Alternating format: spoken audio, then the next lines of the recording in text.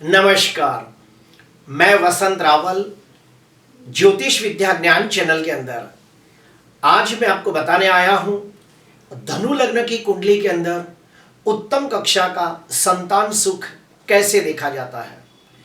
धनु लग्न की कुंडली के अंदर आज मैं आपको 19 प्रकार के अलग अलग नियम बताने आया हूं और इन नियमों के आधार पर हम लोग ये सुनिश्चित करते हैं कि व्यक्ति को संतान सुख कैसा प्राप्त होगा। तो आइए देखते हैं। अगर यहां पे 9 नंबर लिखा हो तो समझ जाना ये धनु लग्न की कुंडली है। पहला नियम, धनु लग्न की कुंडली के अंदर पंचम भाव के अंदर मंगल स्वगृही होकर बैठा हो तो ऐसे व्यक्ति को मंगल की महादशा, अंतर्दशा, प्रत्यंतर दशा के अंदर उत्तम कक्षा का संतान सुख प्राप्त होता है। दूसरा नियम, पंचमाधिपति मंगल प्रथम भाव के अंदर स्वगृही गुरु के साथ अंशात्मक युति करके बैठा हो तो भी बहुत शुभ फलदायी होता है। क्यों? क्योंकि यहाँ पे 2 प्रकार की शुभ स्थिति निर्माण होती है। पहला, गुरु स्वगृही होकर हंस योग नामक पंच महापुरुष राजयोग बनाता है और दूसरा, प्रथम भाव के अंदर गुरु दिग्बली होता है। तो ऐसे व्यक्ति को बहुत ही बुद्धिमान, गुणवान, संस्कारी, स्वस्थ, तंदुरुस्त, निरोगी, धार्मिक, परोपकारी, सेवाभावी संतान का सुख प्राप्त होता है।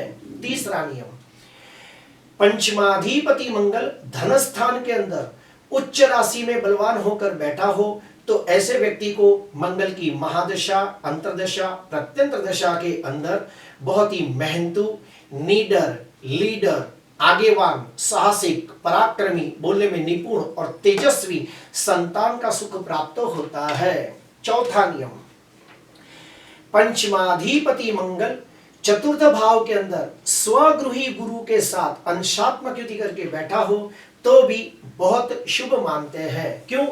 क्योंकि यहां पर गुरु स्वगृही होकर हंस योग नामक पंच महापुरुष राजयोग बनाता है।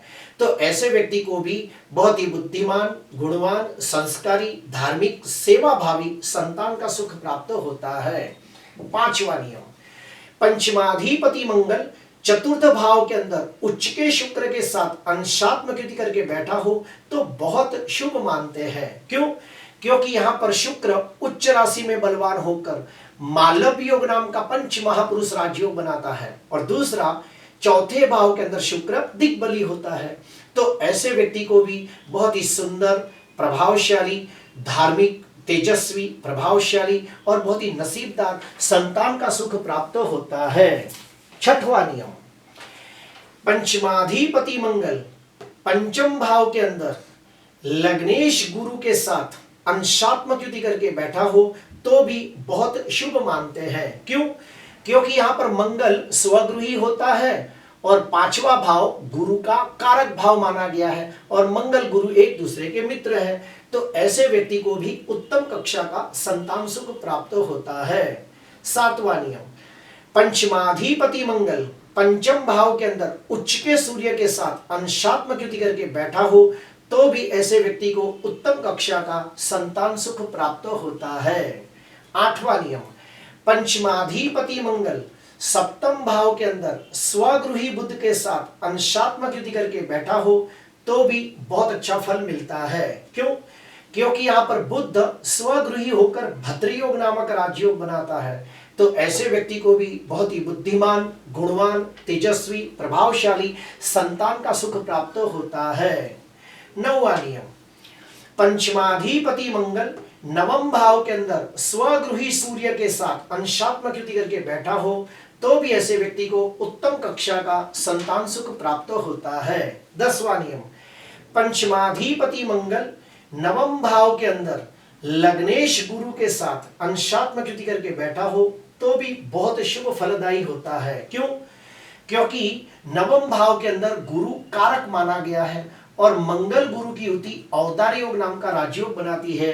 तो ऐसे व्यक्ति को भी बहुत ही श्रद्धालु, धार्मिक, विद्वान, ज्ञानी संतान का सुख प्राप्त होता है।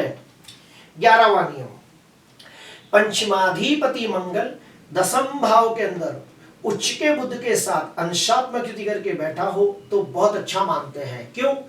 क्योंकि दसम भाव के अंदर मंगल दिग्बली होता है और दसम भाव के अंदर बुध उच्च का होकर भद्र योग नामक राजयोग बनाता है।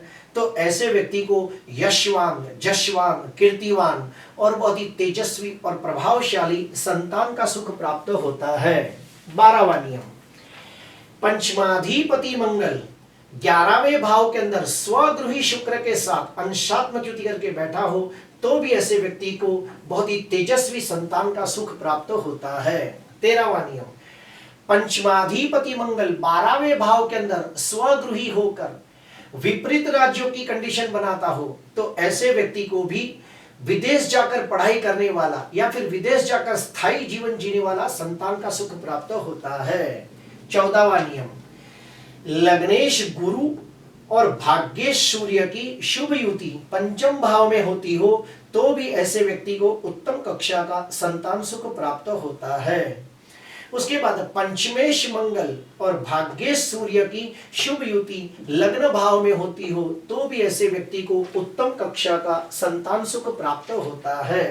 16वां नियम, पंचम भाव के अंदर मंगल स्वगृही होकर बैठा हो और उसके पर लग्नेश गुरु की 5वीं शुभ दृष्टि पड़ती हो तो भी उत्तम कक्षा का संतान सुख प्राप्त होता है। वैसे ही 17वां नियम, पंचम भाव के अंदर मंगल स्वगृही होकर बैठा हो और उसके पर लग्नेश गुरु की 7वीं शुभ दृष्टि पड़ती हो तो भी उत्तम कक्षा का संतान सुख प्राप्त होता है। 18वां नियम, पंचम भाव के अंदर मंगल स्वगृही होकर बैठा हो और लग्नेश गुरु की 9वीं शुभ दृष्टि पंचम भाव पर पड़ती हो तो भी उत्तम कक्षा का संतान सुख प्राप्त होता है। प्रेडिक्शन करते समय हमें और भी कुछ खास बातों का विशेष ध्यान देना होता है, जैसे कि संतान सुख का कारक ग्रह गुरु जन्म कुंडली और नवमांश कुंडली में शुभ स्थिति में है या नहीं। दूसरा, पंचमाधिपति मंगल नवमांश में उच्च का है या नीच का है। तीसरा, पंचमाधिपति मंगल षडबल में बलवान है या बलहीन है। चौथा, पंचमाधिपति मंगल अस्त का तो नहीं है, मृत अवस्था में निर्बल तो नहीं है। ये सारी बातों का अध्ययन करने के बाद हमें प्रेडिक्शन करना होता है। अभी हम अशुभ के बारे में जानेंगे, तो सुनिए। पंचमाधिपति मंगल नीच राशि में निर्बल होकर राहु के साथ युति करके बैठा हो तो ऐसे व्यक्ति को संतान सुख में विघ्न, देरी, अड़चने होती है या फिर बुढ़ापे में संतान के द्वारा सुख प्राप्त नहीं होता। वैसे ही पंचम भाव के अंदर विष योग, शापित योग, संघर्ष योग जैसे अशुभ योग बनते हो और पंचमाधिपति मंगल 6वें, 8वें, 12वें भाव में बैठकर विपरीत राज्यों की कंडीशन ना बनाता हो तो ऐसे व्यक्ति को भी संतान सुख में विघ्न होता है। 5वां भाव अगर पाप कर्तरी योग में पीड़ित हो या फिर पंचमाधिपति मंगल पाप कर्तरी योग में पीड़ित हो तो भी ऐसे व्यक्ति को संतान सुख में विघ्न या देरी होती है या फिर बुढ़ापे में संतान के द्वारा सुख प्राप्त नहीं होता। अभी हम लोग जानेंगे कि मान लो कोई ऐसा व्यक्ति हो कि जिसकी शादी को 5 साल, 7 साल, 10 साल हो गए लेकिन संतान का सुख प्राप्त नहीं होता तो उसे कौन से उपाय करने चाहिए। तो सुनिए, पहला उपाय, पुत्र कामेष्ठी यज्ञ करना चाहिए। दूसरा, संतान गोपाल कृष्ण मंत्र का अनुष्ठान करें और अनुष्ठान पूरा होने के बाद उसका दशांश होम, तर्पण और मार्जन करें। तीसरा, गायत्री मंत्र का अनुष्ठान करें, उसके बाद दशांश होम, तर्पण, मार्जन करें। चौथा उपाय, तीर्थ में जाकर अपने पूर्वजों के आशीर्वाद को ग्रहण करने के लिए नारायण नागबली और त्रिपिंडी श्राद्ध नाम की पूजा करें। उसके बाद 5वां उपाय, हरिवंश पुराण का पाठ करें। और 6वां उपाय, बाल कृष्ण भगवान की पूजा आराधना करें, यानी कि बाल कृष्ण भगवान की नित्य पूजा पाठ करें। अगर ये 5-6 उपाय जो मैंने बताए हैं, अगर ये श्रद्धा से, भाव से, भक्ति से, दिल से, नियम से किए जाए तो निश्चित तौर पे उत्तम कक्षा का संतान सुख प्राप्त होता है। प्रिय दर्शकों, आज के लिए बस इतना ही। आपको अच्छा लगा हो तो जरूर लाइक करना, सब्सक्राइब करना। नमस्कार।